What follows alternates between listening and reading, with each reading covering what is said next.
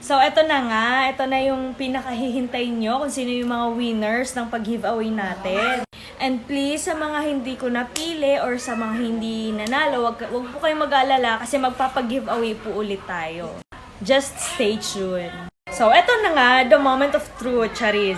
Ang nanalo sa ating tatlong 100 pesos GCash ay sila po, si Choi Lapas, si Mami Ira Hailey and Hershey, and si Mix Mikay. So, sila po yung nanalo ng 100 pesos GCash.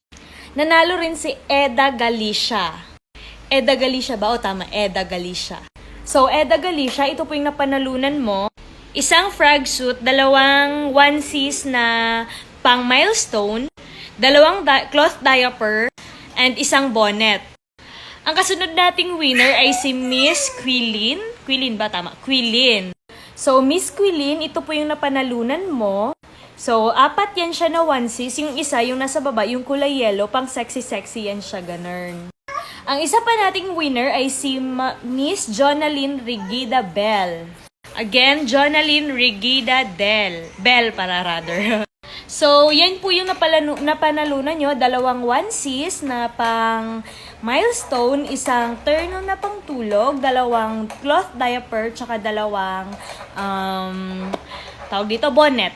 Sa last winner natin is si Ma'am Rinalyn De Vera Bravo. So, yan siya, si Rinalyn De Vera Bravo.